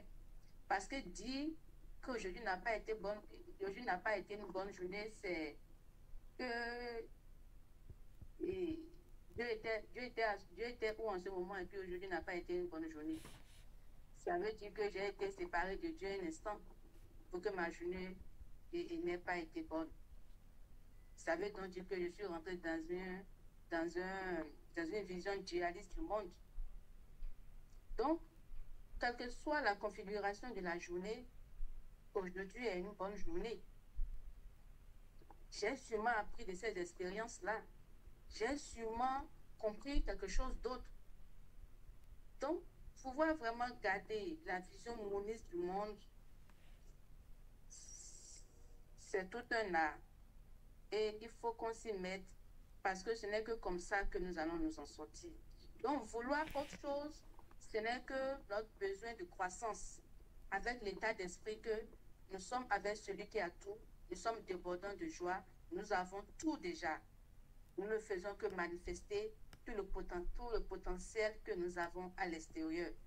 Donc, en prenant la chose ainsi, nous résolvons le problème de satisfaction qui n'est pas un problème de satisfaction. C'est-à-dire que nous ne nous disons plus que nous sommes insatisfaits, mais plutôt nous voulons croître. Bien que plutôt nous voulons croître, plutôt nous voulons manifester davantage la divinité qui est en nous. Merci. Et à toi, coach Cathy d'Impact, tous les jours sont bons. Manifestons la divinité en nous. Nous allons continuer. Coach Micheline a levé la main. Un instant, je vais voir. Ok. Coach Thibaut Inès. Admirable, coach Lydie d'amour, pourquoi ta voix est comme ça? Je veux sentir de l'énergie dans ta voix. Hein. Coach Thibaut Énergie. J'ai remarqué que sa voix était en train de fatiguer un peu. Ah, c'est bon. Ok, merci de m'avoir transmis le pouvoir de la parole. Et je voudrais remercier d'abord la prospère VIP Isabelle Tokou pour sa question. Une question très pertinente que le grand coach et la coach d'Impact ont traité. Et je veux seulement juste ajouter quelque chose. Elle a demandé si en voulant à chaque fois laisser couler Dieu, enfin manifester, être le canal à chaque fois, est-ce que c'est pas comme si une éternelle insatisfaction, hein? On veut toujours grandir, aller de l'avant, et je voudrais dire que c'est tout à fait le contraire. Hein? Ça donne même de la joie de grandir et de grandir et de grandir sans fin. Parce que la vie est croissance. Quelque chose qui vit, qui n'est pas une matière morte, mais doit croître. Regardez l'enfant. Il croit, n'est-ce pas? Depuis la conception, il croit. Voyez le bout, l'épingle, le bout d'épingle qu'il était. Mais il a grandi, il a gravi des seuils à chaque fois. Hein? Et quand l'échographie nous le montre, il est tout souriant, il bouge et il sort. Et il ne fait que grandir. La vie est croissance. Quelque chose qui ne croit pas est une matière morte. La vie est croissance. Les idées arrivent. Moi, par exemple, j'écris. Et quand je finis d'écrire, je finis d'éditer un livre, je n'ai plus d'idées. Je me dis que c'est fini, je vais me reposer. Mais l'instant d'après, hein, c'est comme si ça me chatouille, ça me pousse. Hein? Des idées viennent, l'inspiration est là. Qu'est-ce que je vais faire? Je vais dire parce que j'ai déjà écrit et c'est bon, je croise les bras. C'est pas possible. Hein? Je ne peux pas croiser les bras, mais je continue.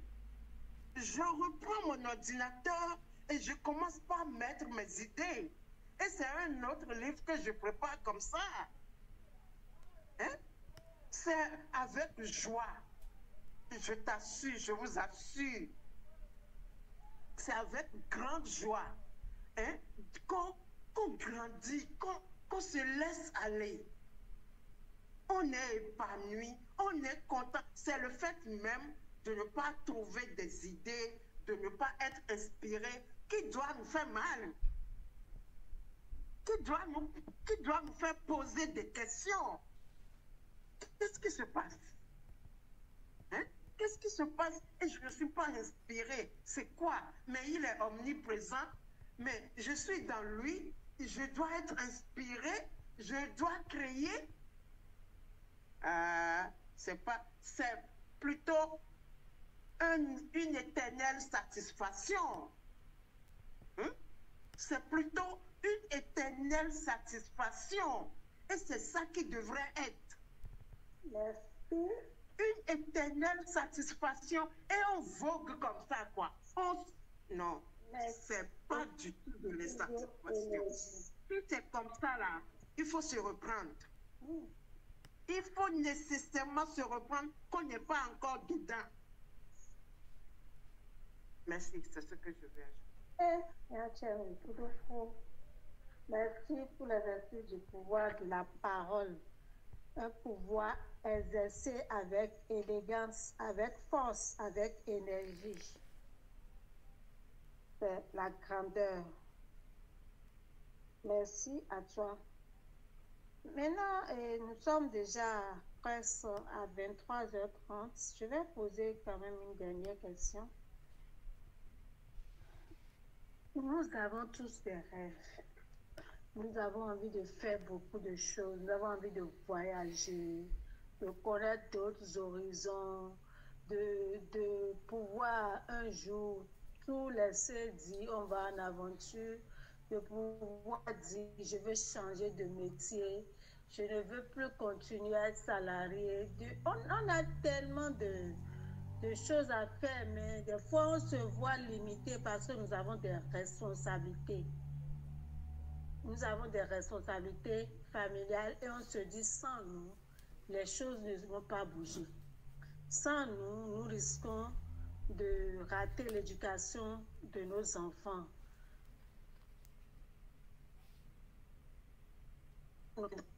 Et puis on reporte les choses à demain. Moi, je voudrais savoir, coach Jérônime, comment poursuivre ces rêves de grandeur malgré bien qu'ayant des responsabilités familiales. Merci beaucoup. Merci aux différents coachs intervenant sur la question de la vieille Isabelle. J'ai beaucoup appris de part et d'autre des interventions. Merci pour ta dernière question. Comment peut-on poursuivre nos rêves malgré les responsabilités? D'abord, nous n'allons pas nous engouffrer dans de fausses responsabilités. Si vous vous sentez emporté ailleurs pour d'autres responsabilités, cela veut dire que ce que vous semblez être, ce qui semble être votre responsabilité d'aujourd'hui, s'en va être responsabilité de quelqu'un d'autre. L'esprit qui est toute présence, toute forme, toute activité, saura se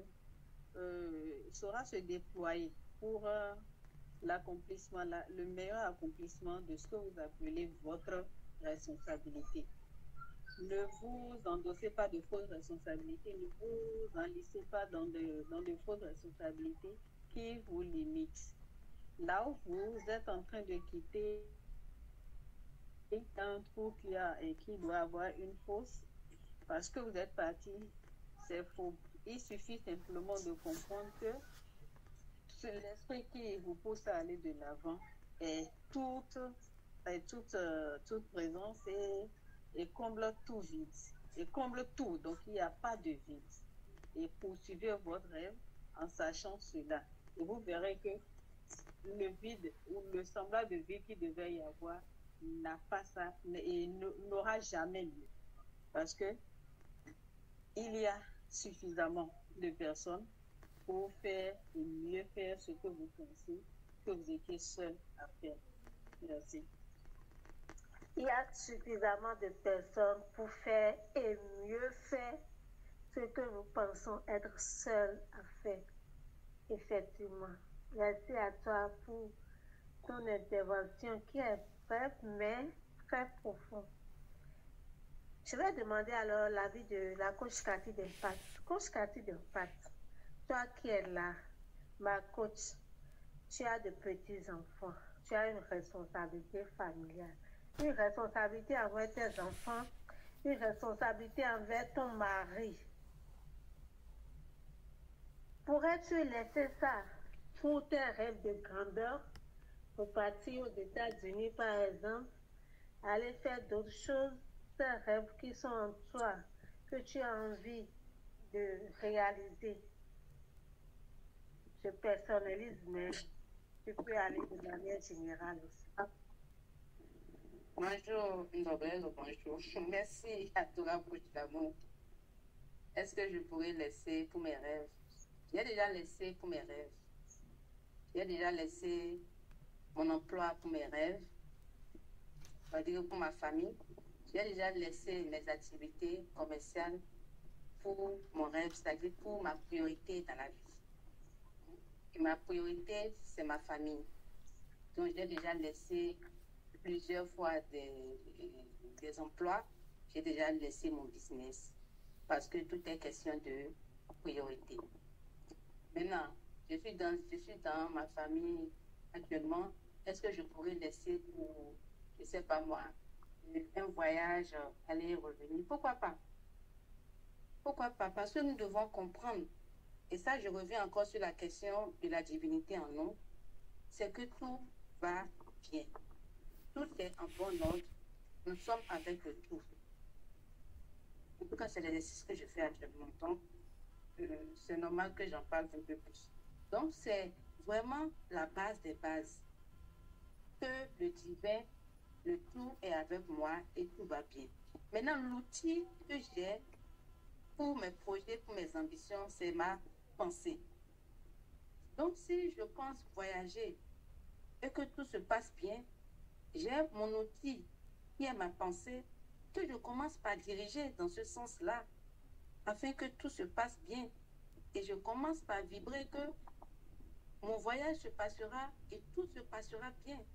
Parce que l'outil qui est la pensée, l'outil qui est cette loi-là, elle est aussi parfaite que la loi de la gravité. Donc si j'utilise mon outil à penser que ce voyage va se passer dans les meilleures conditions et que tout se passe bien, il en sera ainsi. Donc, premier point, la divinité en nous Deuxième point, utiliser l'outil. C'est le seul outil que nous avons pour exprimer la divinité que nous avons. Nous avons cette divinité-là. Nous ne pourrons jamais l'exprimer au mieux si nous n'utilisons pas notre outil. Le seul outil qu'on connaît jusqu'ici, c'est l'outil de la pensée. Jusqu'ici, nous l'avons mal orienté, nous l'avons utilisé à tort et à travers. Aujourd'hui, avec toutes les connaissances que nous avons, nous devons expérimenter cet outil-là et l'utiliser au mieux. Ce n'est que comme ça que nous pourrons exprimer tout ce potentiel-là, toute la divinité en nous. Merci. Penser, penser et penser. Merci à toi, coach Cathy d'Impact. Il y a des priorités du moment et chaque priorité évolue.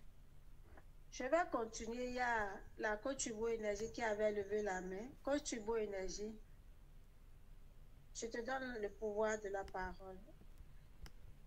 Merci beaucoup. La question que tu as posée est... Merci à l'admirable coach Cathy d'Impact pour sa brillante apport de réponse.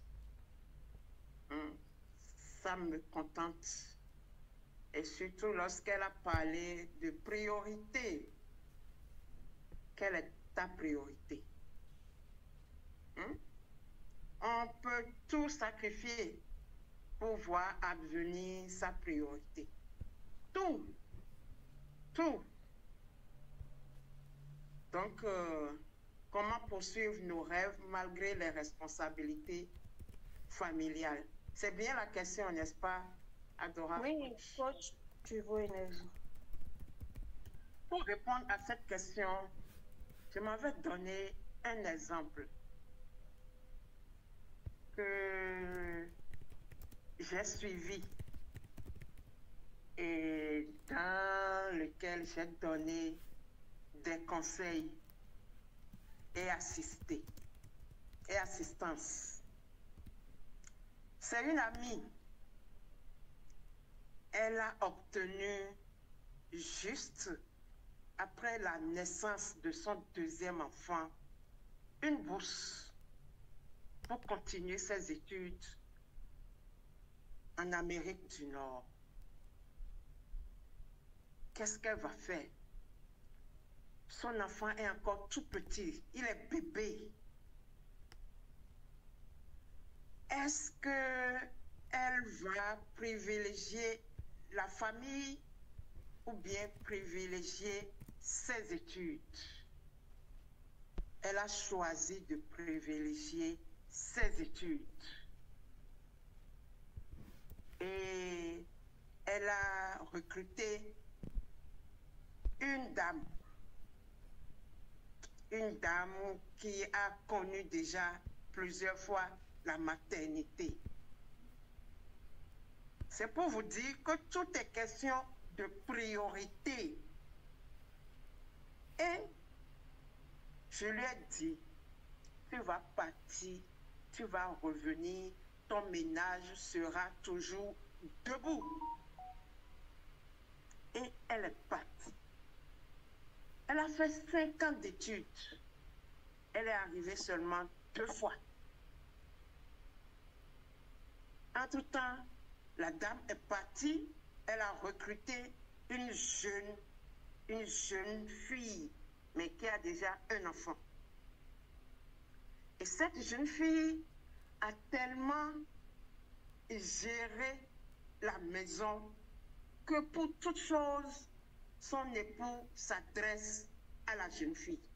Même lorsqu'elle est revenue à la fin de sa formation, son époux continue de s'adresser directement à la tata. Mais elle a dit non, je suis revenue. Elle a redressé rapidement la pente. Elle a dit, c'est moi. Hier, j'étais absente et c'est tolérable. Maintenant, je suis revenue. C'est moi. Et elle est venue me voir, Micheline. Maintenant, je suis revenue. Je veux me marier. Je veux faire un mariage. En revenant de voyage, j'ai déjà acheté ma robe de mariage. Voilà, mon mari ne veut pas entendre de mariage.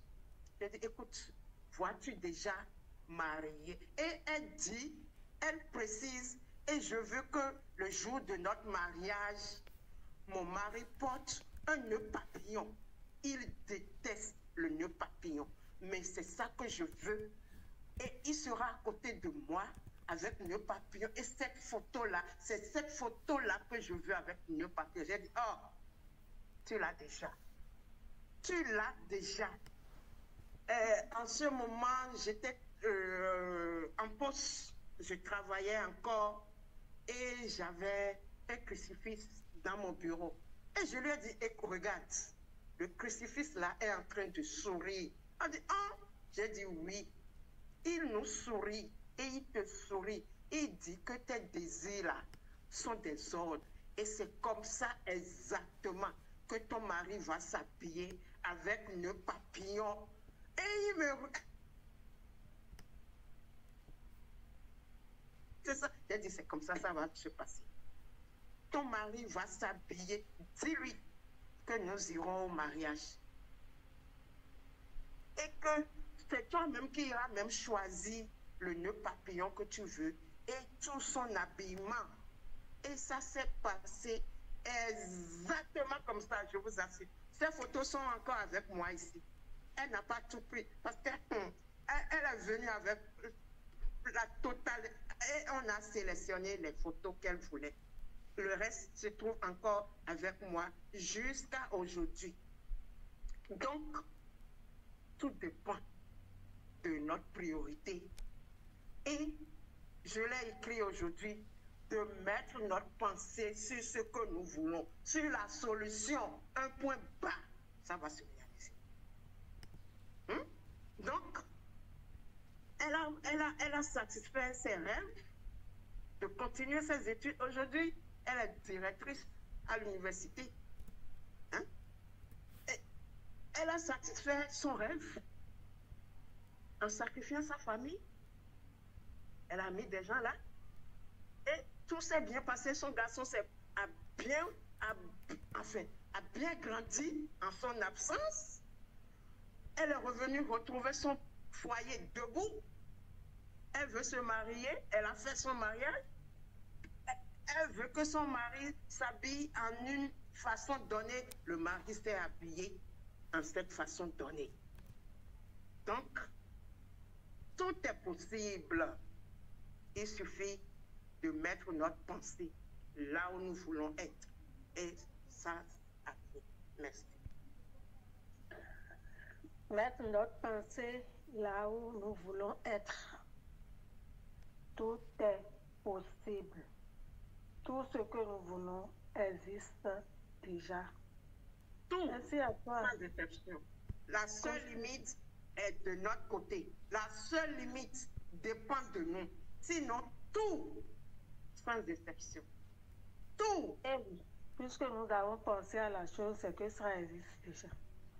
Merci beaucoup à toi, coach Chubo Énergie, surtout pour ton exemple très, très édifiant. Et tu nous invites comme ça à toujours réfléchir dans la solution. C'est comme ça. Merci à toi encore. Je suis encore en train de savourer. Penser, c'est la pensée qu'on met sur la solution. Pam. Oui. C'est pas réfléchir. Hein. Réfléchir, c'est encore plus compliqué. Ce qui est plus facile, c'est de mettre la...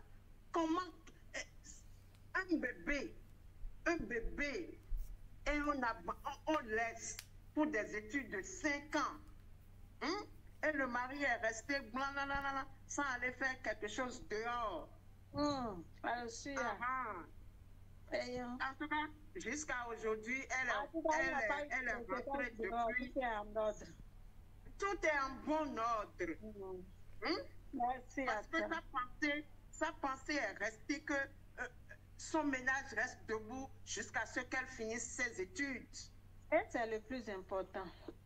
Uh-huh. Il faut avoir des priorités. On n'est pas dans les détails, on n'est pas dans les roues. Merci beaucoup. Maintenant, je vais laisser la parole au grand coach pour nous dire comment est-ce que lui s'en sort. Lui qui voyage, qui est toujours entre deux avions, lui qui aime toujours sauter dans le vide. Depuis que j'ai connu grand coach, c'est quelqu'un qui aime prendre beaucoup de risques. Il prend le risque, il aime tout abandonner, laisser le passé et vivre dans le présent. Chaque fois, il est comme un chat. Dis-nous alors, quel est ton secret? Comme un chat. Merci pour ta qualification, coach Lydie. Non, je remercie coach Micheline pour son exemple qui montre ce que d'aucuns qualifieront d'impossible devenir possible, n'est-ce pas? En fait, tout dépend de nous, des décisions que nous avons prises. C'est comme le vase en cristal cassé par Aladdin, dans lequel il a vu dans les différentes facettes toutes les possibilités de vie. Il s'est vu mendiant, roi, agriculteur, soudeur, soldat, et ainsi de suite. Et le sage lui a dit que ce sont toutes les possibilités de sa vie. Et c'est à lui de choisir celui qui veut vivre tout simplement. Ce qui veut dire que voyager, avoir une famille, des enfants bien entretenus et tout, et une famille épanouie, tout est possible. C'est à vous tout simplement de prendre votre feuille et votre bic et vous asseoir et écrire exactement ce que vous voulez. Quelles sont les périodes de voyage que vous voulez? Quelles sont les conditions dans lesquelles vos enfants, vous voulez que vos enfants vivent? Les conditions dans lesquelles que vous voulez que votre conjoint vive? Et que tout cela s'harmonise avec votre ambition professionnelle et que cela se réalise. Et quand vous déterminez les choses comme ça et que vous êtes clair et net dans votre tête et que la foi est dans la place, vous voyez déjà la solution se réaliser ainsi, vous verrez que les miracles se produiront, vous serez surpris. Effectivement, dans le pays où je vis, les enfants sont rois. Après l'école, les enfants ont plein d'activités et extrascolaires. Vous devez les amener au sport, vous devez les amener par-ci, par-là. Lorsqu'ils ont des matchs, ils tiennent à ce que vous soyez là. Sinon, c'est comme s'il manquait quelque chose, ainsi de suite. Mais voilà qu'à cause des obligations professionnelles, je suis obligé de partir. Et donc, à un certain moment, après l'école, je voulais bien des répétiteurs pour les enfants. Mais c'était des prix exorbitants. Les gens vous disaient $50 de l'heure, $100 de l'heure, ainsi de suite. Mais dans ma tête, j'ai juste vu que ces enfants avaient le soutien scolaire qu'ils avaient après l'école. Et qu'est-ce qui s'est passé? Dans l'immeuble où je vis, il y a une salle vide qu'une ONG est venue prendre. Le travail de l'ONG, c'est de récupérer des enfants après l'école, s'occuper de leur épanouissement, les aider à faire les exercices, après les aider à faire des sports, ainsi de suite. Et c'est dans l'immeuble. Donc, je n'ai plus besoin de conduire pour les déposer quelque part. Dès qu'ils quittent l'école, ils arrivent à la maison et puis ils se mettent à l'aise. Ils vont, ils ne sortent pas, même pas de l'immeuble, ils descendent et puis ils vont dans la salle. Ça s'est passé. C'était miraculeux pour moi. Mais c'était ce que je veux. Qu'ils soient occupés après l'école et tout. Et ça s'est réalisé exactement comme ça. Maintenant, quand l'une d'entre elles, ou bien l'une d'entre eux, à des activités sportives à l'extérieur de la ville ou bien très loin de la maison que je ne suis pas là. Il y a des parents de ces camarades d'équipe qui se proposent spontanément à venir la chercher à la maison. Donc ils quittent parfois près de 20-25 minutes de là où nous résidons pour venir la récupérer, l'amener, faire son sport et revenir la déposer, ainsi de suite. Donc, il y a toujours des solutions. L'essentiel pour vous, c'est de déterminer tel que vous voulez que les choses se passent. Et après avoir déterminé, l'affirmer comme si c'était déjà ça la réalité. Et puis de l'autre côté, laisser les inquiétudes, laisser les peurs, laisser les et si, et ne pas ainsi de suite, tous les algorithmes de difficultés que nous faisons dans notre tête là, c'est plutôt ça qui constitue le blocage. Mais lorsque vous savez clairement ce que vous voulez, alors les choses se mettent en place tout seul. C'est ce que je peux partager comme expérience personnelle. Merci. Tu as été très bref et avec des exemples très, très édifiants. Le blocage, c'est nous-mêmes. Mais prenons une feuille et un bic et commençons déjà par écrire ce que nous voulons. Merci à toi, divin grand coach. Le secret, c'est un bic et une feuille. Ok, un bic et une feuille. Écrivons seulement. Et ayons confiance. Sachons qui nous sommes. Nous sommes des dieux parmi des dieux. On n'est pas obligé de sacrifier nos rêves pour le bien-être de notre famille. Ayons des priorités, si je dois comprendre. Merci à tous les coachs panélistes qui nous ont donné le meilleur d'eux-mêmes ce soir. Merci à tous les grands les VIP prospères et heureux qui nous ont suivis et qui ont posé des questions. Je remercie par là le VIP Sourou, la VIP Toku Isabelle pour leurs questions ces questions qui ont animé la causerie. Je vais demander maintenant au coach de nous donner leur mot de fin. Coach Cathy d'Impact, toi qui étais la première venue, quel est ton mot de fin?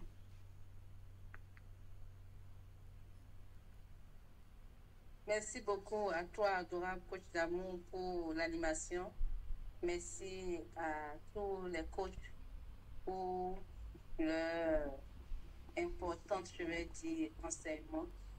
Merci à tous les VIP pour leur présence. Mon mot de fin sera que nous sommes en train d'aller à la fin de ce livre. Et mon mot de fin sera que aujourd'hui, plus que jamais, nous avons à pratiquer la divinité que nous sommes. Parce que c'est l'humain, la conversion, c'est-à-dire l'humain que nous sommes, c'est tellement délicat pour nous d'exercer notre rôle divin. Or, c'est ce qu'il nous faut maintenant. Donc, le divin affirme et s'en tient à ça, parce qu'une fois qu'il a dit, c'est ça qui doit advenir.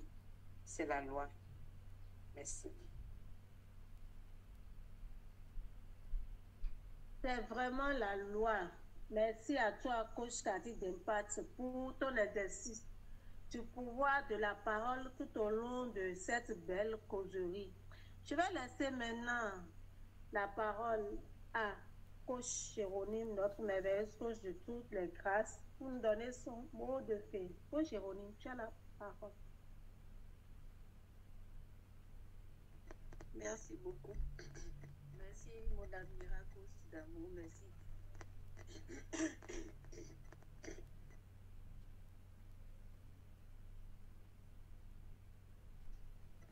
Excusez-moi, j'avais avalé quelque chose de faveur. Donc, je remercie notre ami. Prends le temps de te mettre à l'aise. Merci. Je remercie notre admirable coach d'amour pour son sacerdoce continu qui nous permet d'avoir une très belle causerie tous les jeudis soirs, qui devient un moment tant attendu, en tout cas pour moi. Et je sais qu'il en est ainsi pour beaucoup d'entre nous. La voix, s'il te plaît. Je remercie aussi tous les coachs intervenants à cette causerie ainsi que les VIP. Mon mot de fin sera la phrase conclusion et servant de conclusion de l'auteur.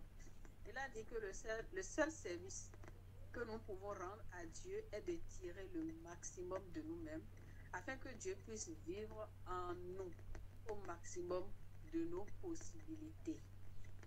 Le seul véritable service que nous pouvons rendre à Dieu, et qui en même temps à nous-mêmes, notre seule véritable raison d'être, c'est être entièrement au service de Dieu. C'est-à-dire quoi?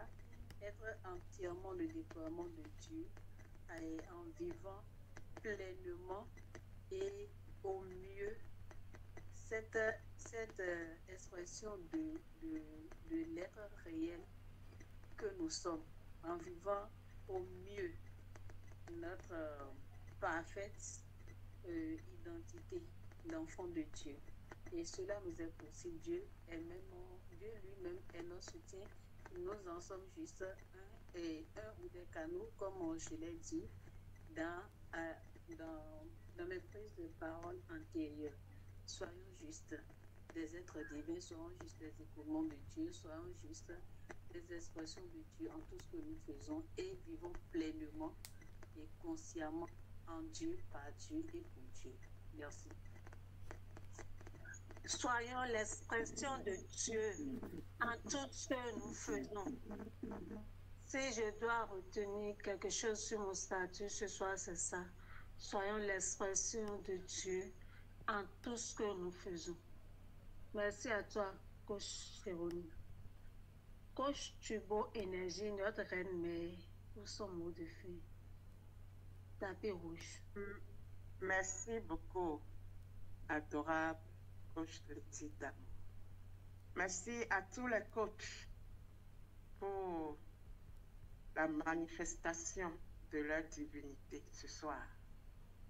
À tous les heureux et prospères VIP, merci pour votre présence, pour votre participation active et pour les questions posées. Mon mot de fin serait qu'il y a une grande masse de personnes qui ne vivent que dans la matière. Et l'auteur dit qu'à ceux-là, il leur est pratiquement incapable de penser jusqu'à démontrer, alors que le monde a besoin de démonstration. Le monde a besoin de démonstration et c'est pour cela que nous sommes ici. Depuis 22 heures jusqu'à 0 heure bientôt, le monde a besoin de démonstration. Démontrer ce que nous avons créé par la pensée, afin que ça soit concret, tangible et visible par le monde entier. Ce n'est pas de l'enseignement, ce n'est pas seulement l'enseignement, ce que nous faisons maintenant, mais nous devrons pratiquer cet enseignement afin de concrétiser nos rêves.